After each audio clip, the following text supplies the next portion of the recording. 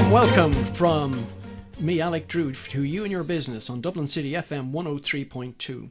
Each week we have an expert from the world of business sharing their knowledge, insights and tips to help you reduce costs, increase profits and drive efficiencies. If there's a topic that you would like covered, or if you feel you can make a contribution, please email me at yourbusiness@dublincityfm.ie and perhaps we will be chatting here one day soon. Today's guest is the founding chairman of Design Business Ireland and also served 2 terms as chairman of the Graphic Design Business Association. He's currently deputy chairman of the Docklands Business Forum, and his work includes brands such as Green Star, the Environmental Protection Agency, Waterways Ireland and the Department of Environment. Well, there's a portfolio for you. I'm delighted to welcome Nick Cloake to the You and Your Business studio. Good afternoon, Al. Can I call you Nick? Please do. Anything but Nicky. Okay, we won't call you Nicky at all. You have, my goodness, so many decades of business experience around branding, and branding is just one of these subjects that so many people have misconceptions about. Would you like just to talk about your experience and how you can make that relevant to people? Well, interestingly, it's misconstrued in my family. When my kids describe what I do, they say, "What are you again, Dad? A branding consultant? Are you a graphic designer?" Or so.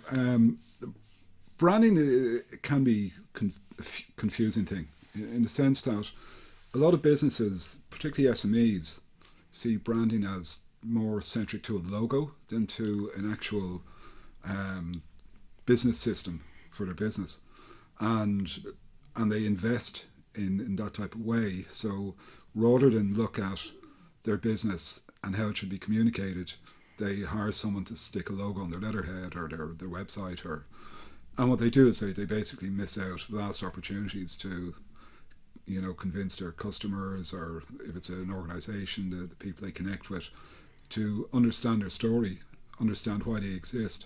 And if it's to do with profit, most successful branding organizations or most successful business organizations have invested in brand. And the usual examples are probably the wrong ones, such as Apple or Coke or Pepsi or all these. Like, every organization has a brand and should manage it in some way. Yeah, often they don't realise it, and I mean, you identified at the start there just talking about SMEs, but again, in talking earlier, you were sort of identifying quite a lot of mid-sized to large companies don't understand branding and the investment they're making in it. They see it more as a cost to the business. Yeah, it tends to be driven more by marketing than by other parts of the business, and marketing and sales have a specific kind of target, which is usually about increasing business. And branding isn't just about that. It's about making sure that all your audiences, whether it be your staff, and in fact in particular your staff, your customers, your suppliers, the people you bank with, understand who you are and what you do, why you do it, and why you're best at doing it. So it's like, there's a phrase I heard recently which I thought was quite interesting, was I was asked to define a brand at a brand workshop I ran, and I said I'd read in America that someone had defined a brand as being what people say about you when you're not there. All right. So we often wonder that one ourselves, but I think it's a very valid point, and I think from the experience you were telling me before as well, that often finance seems to be the issue in terms of cost of either creating a brand or rebranding, when in fact it's often the deliverables that far outweigh that. The Irish business is particularly lucky because the cost of developing a brand, evolving one, creating a new one, is actually quite minor. Where the cost really kicks in is where you implement it. So, for example, my favourite brand that I've worked on is Green Star. Oh, right, Green Star, the purple trucks. The purple trucks. As the CEO of the company said, "Why are you painting my trucks purple, Nick?" Unfortunately, green was gone. So, well, we convinced someone a company called Green Star, to use purple as their colour. And it really worked for them. But the real cost of Green Star wasn't the consultancy fees they paid Baseline, my business at the time, but it was in fact the cost of implementing that brand across all the assets. Like, take something as simple as trucks. Yes. They had hundreds of skips and signage and uniforms, and And so when a large company goes into this, they know that there is an investment to be made. Recent brand that I did in collaboration with IDEA is a company I do a lot of work with and for, was Ardmac, which is a large construction company. And they were very visionary because they insisted that as soon as the brand was developed and agreed, that they would have a big bang launch. So they commissioned a new fleet of vans. They changed every piece of signage and every uniform, and it was, you know, quite a large investment. But that's with companies that have a lot of brand assets. Yes. Small businesses such as law firms, accountancy firms, small sales businesses, the cost of implementing is usually quite minor as well. Yeah, I suppose even if you were to take large professional services companies, the cost to implement would be generally quite small because there might be some signage and bits and pieces, but generally they don't have those large assets like huge signage and vehicles and things like that. So I'm always fascinated that people tend to get hung up on the price of the cost of a brand, and it kind of, I suppose, it signifies they don't fully understand the value that comes out of it. That's not uncommon, and it's not purely excuse me, an Irish thing. Like I've travelled during my career on trade missions and representing Ireland abroad in European countries and further afield, and some countries get it. Britain gets it, the Netherlands gets it, but if you go to Italy or Greece or countries like that, they would be quite similar to us in how business sees branding. But I suppose the other thing is that the payback is pretty good for an exercise like this. It usually pays back quite quickly. But the other thing too is that if you look at the hidden benefits, like the single most important thing I think that we do when we brand a company is ensure that all the people that work for that company now understand the brand, because they become what we call, we've lots of jargon, by the way, which is great. Unfortunately, you can't charge more for it. But, I know. Like, we see anyone that works in an organisation as a brand ambassador, and they can be as damaging. So for years, I'm of a generation that shopped in a large department store that won't be named, but recently, chain of department stores that recently elevated their brand. And I can always remember my mother saying she would never shop there because the staff were rude. Right. Okay. And that, percolated down through our family. And none of us still shop in this, leading Irish retailer. Yeah, that's amazing. Because I was talking to somebody quite recently there about sales, and we were talking about that all salespeople in the front line are brand ambassadors. And I suppose what you're doing is talking about feeding in there the sort of culture of the company and of what they're trying to deliver, and design as part of that. Yeah, and a lot of companies actually don't help their staff in helping them define who they work for and what the company does. And like if you take a typical situation where someone joins a company, is out for a pint that weekend with friends, and they say, "So, what does Acme Engineering do?" Right. And they actually don't know. Yeah, that's because they haven't been told. And the other thing too is modern technology has changed a lot of things. So. Your brand is on Facebook, it's on video on YouTube, it's everywhere, and the standards are actually quite high in terms of which comes into the design side. So from a design side, you need to ensure that you are at least meeting or surpassing your competitors in terms of quality of the material that you put out there. Yeah, I think it's incumbent upon everybody to present themselves in a professional way to their particular audience.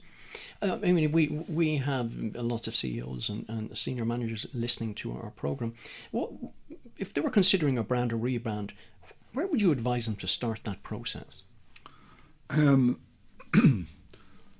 What we'd normally do is, if we were asked to meet to discuss a rebrand or a brand evolution even, we'd encourage them to do a couple of things. One is to hold a brand workshop, which would include a number of people.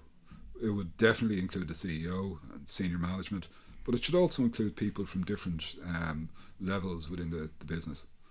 And we have a process which we take them through, which can take, depending on the company size, between a morning or a full day. And at the end of that process, we now have a really clear idea of what the brand is about, but we also have an idea of where the communication gaps might be. So we can then advise, and we'd always advise companies we'd encourage them that they get client interviews and even supplier interviews. And they are worth their weight in gold. And in fact, whatever about the cost of the brand workshop, anytime we've carried out client interviews for our clients, they have found them to be incredibly useful, because people will tell us stuff they won't tell our client. Yeah. It's extremely important to do that. If you're joining us, you're listening to me, Alec Drew, on Dublin City 103.2 FM, where my studio guest is Nick Cloake, sharing his knowledge on the important subject of branding and design for the corporate world. We were just talking about workshops to initiate the process of maybe looking at a rebrand or a new brand. I suppose what you're saying here is that a lot of people would turn up to one of these workshops and maybe not have the full story of their own company to hand, that you're sort of drawing information out of them. Absolutely. Like obviously a lot of the stuff we do is confidential, but a large technology company a number of years ago, when we met them, we knew they were a technology group. We knew there were certain things they did, but we didn't know the full gamut of what they were involved in. And it turned out that either did they, that they described 14 different business lines that they were involved in. Wow. And then there was a 2-hour discussion about that not being true. So one of the things the workshop did was it enabled us to tailor their offerings, to say we need to go from 14 to 6 or 8, and things we can put into logical divisions or departments. And that, whether they rebranded or not, saved them bucket loads of money. I'd well believe it. So it became more of a facilitation process. Yeah, it's like there's a process that we invented a number of years ago that we call USE, right, which is understand, strategize, and execute. The understand bit tends to be 50% of the process. Wow, yeah. And if we don't understand it, we can't create a strategy, and we certainly can't execute it. And we find that clients, when they get on board with this, they find the understanding bit very useful for future planning, for all sorts of things. So it's a business model. It's not just about design. Now, I'm a designer by profession, and to me, the craft of design is extremely important to me. So we like not only to help people understand their brand, but to develop stunning results. Waterways would be one of the greatest challenges we had. Waterways Ireland, yes. Yeah. So, that was the first brand from the Belfast Agreement. Oh, right. Right. And it followed the USE process, and we ended up with what has been a very successful brand identity. There must have been certainly challenges around that, cross-border and around that time in Irish history. Oh, no green or orange were used there, I can tell you. But there was a lot of challenges, and there was a lot of people had different views of what that particular organisation was. Some felt it was an amenity, others felt it was an engineering powerhouse. But in reality, what it is the guardian of our waterways, which is why you have a guardian-like symbol. All right. And 3 languages. In 3 languages? 3 languages? What's so give me the 3 languages. Well, English, of course, Irish, and I think it's Ulster Scots. It's about 12 people speak. Oh, you have to cover your audience. But yeah. So that obviously presented certain challenges to you, and again the sensitivities of say a company based, as I understand it, in Dublin, dealing with a cross-border thing. There's all sorts of political sensitivities around these things. Well, thankfully the tender process gets you through that, Oh, right. The good old tender process. That's a struggle, because I mean, how often we hear people talking about just getting back to logos and things like that, where people don't get involved in design but talk about design as in logos. My little Johnny designed something for our company. This seems to be quite prevalent. And well, what's extraordinary about the design business, the design process, is that I've been involved in working with so many different organisations and so many different levels, from large multinationals like Motorola down to tiny organisations like Saplings, the School for Autistic Children. And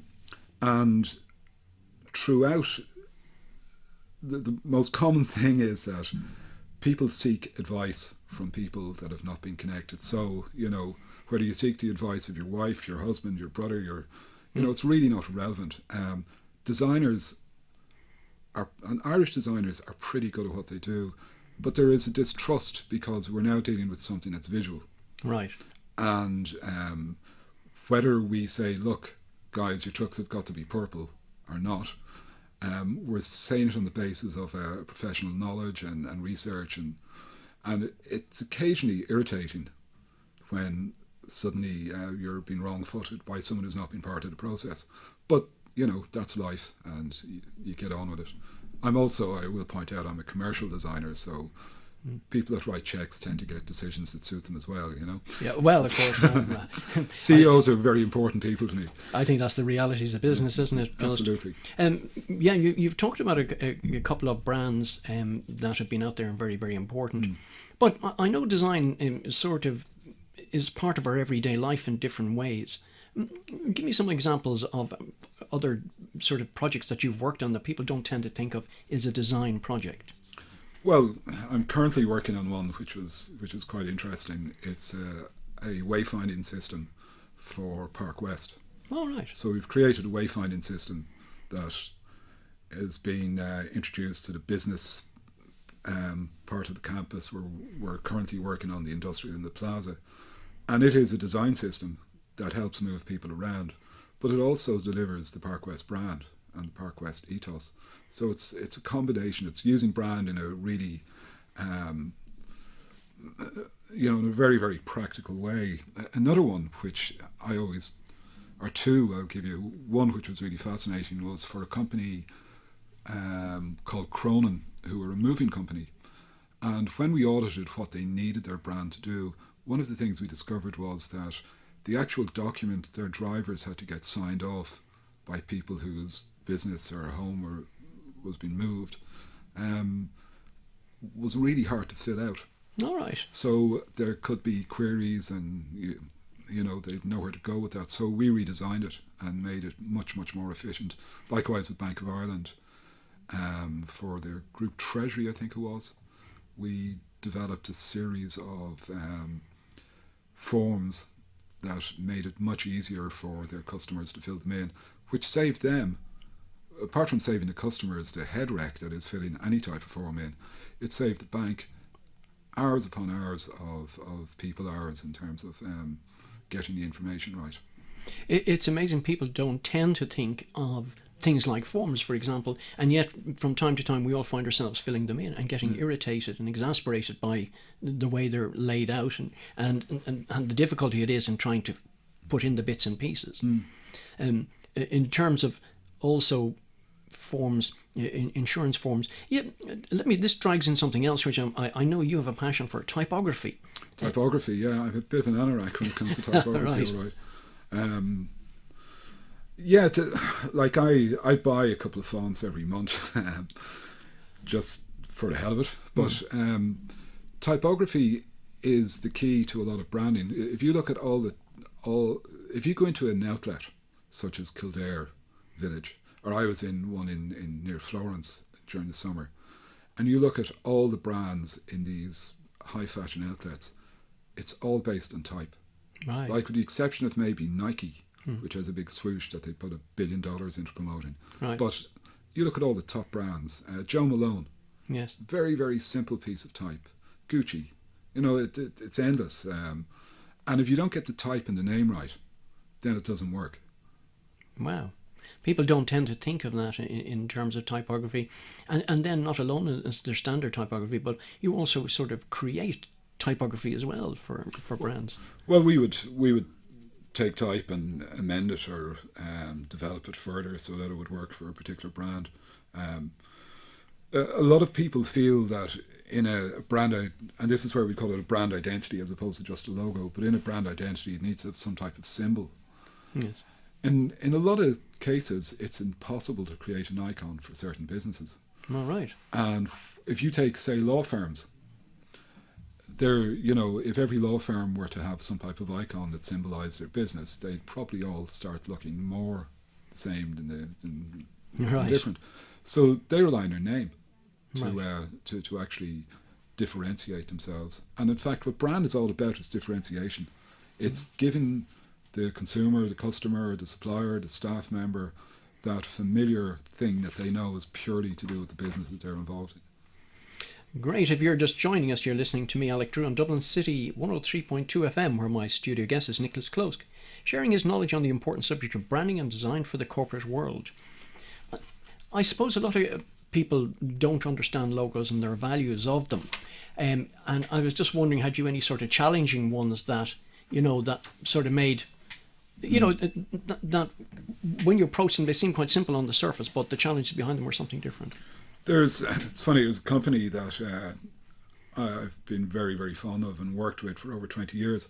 In fact, their logo's on the door on the way in here. All right. It's a company called Access Control Technology, and which is shortened to ACT, ACT, which is perfect because it's a call of action. It works.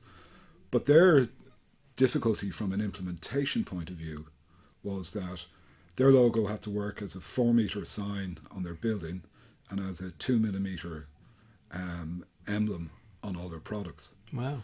And if you look at an ACT control panel, and if you look very carefully, you'll see that the co-join between the C and the T actually results in a keyhole shape. Oh, right. So, which is, I thought, pretty smart of us at the time, and that's probably the best example of an SME that we've grown with over several decades.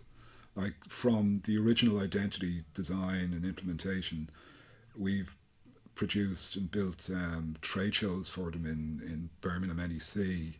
We've helped with their web. We've helped them with digital stuff. So it's been very successful for us and them, that particular connection. And it was recently sold in the past couple of years, and the CEO, who hopefully did really well out of it, absolutely deserves it. Fantastic. And so he was somebody who scaled a business from being small, had a vision for what that business looked like, and then was able to have it sort of articulated by form a brand, which then came to be an integral part of the sales process of it when he decided to retire. Yeah, he was a visionary in the sense that he recognised the importance of branding and the importance of good design because his products were beautifully designed. But he also recognised the importance of hiring people that can augment your business. So apart from hiring us for the brand side, they had Dolman, who were a really good product design company. All right. He got great advice from various mentors through EI and other places. So he surrounded himself with people who he not only sought their advice but took it, and that's quite unusual. All right. I find that strange, and I know I've heard you talk about this before, that your experience over the decades, that sometimes you present it to people and they don't take the advice. It's a bit like somebody standing up in court and defending themselves, even though they have a solicitor beside them. It is, but as I get older, I get less intolerant about it and more realistic. But, one of the problems is that at the end of the day, what you're dealing with is something visual. And people like certain things visually and people dislike other things. So if someone dislikes blue and I present a blue scheme, it's despite all the reasoning I would give in terms of colour theory and that my client may reject it. And as I said, as a commercial designer, there are battles you fight and battles you don't. And I have a box full of not failed, but rejected work, which sometimes gets recycled. Yeah. Recycling is part of the planet these days. There's nothing wrong with that. And you kind of introduced something about colour there as well. I don't think people are fully familiar with the importance of colour in design and how they present themselves. Well, not just that. Colour is an emotional thing. So certain colours are emotive. Red is a dangerous colour, but red is also an attractive colour. It depends on how it's used. Blue, particularly navy and blue greys, have been have been used by law firms for the past number of years, past decades, and ironically, some of the more modern firms have moved away from that. So you'll see, people going wild and using light greens and things. But anyway, colour is important. But what's quite challenging from the design side, from the brand side, is that colour is changing. Because if you take a particular lime green colour, and we would base our colour system on Pantone, which is an international system, that colour will look different on a Apple iPhone screen to an Android screen. Right. It will look different on a laptop. It will look different on any monitor because it depends how you've set your monitor. It will print differently on different printing techniques. And like Green Star is a great example where we did a very, very comprehensive standards manual for Green Star. But the actual vinyl trucks were always a problem because you couldn't get a vinyl that actually matched the colour. It was just impossible because colour is based on the substrate it's put on. Wow. I mean, what you've identified here very quickly is that there's a lot of technical knowledge often required behind a particular brand and a solution for a brand. And so therefore somebody making a decision needs to have that sort of expertise as a guide to lead them in the correct direction, or else it can become quite expensive. Yeah, absolutely. If you look at the guys I work with in IDEA,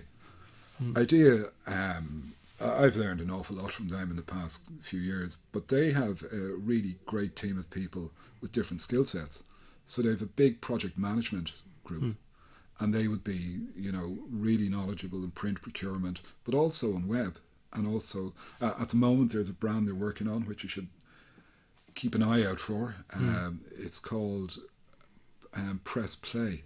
All right. And it's a teaser, so I can't tell you who it's for. Yeah, great. Curiosity has us going already. But it will be rolled out across lots of different media and lots of different environments, from print to web to TV and so on.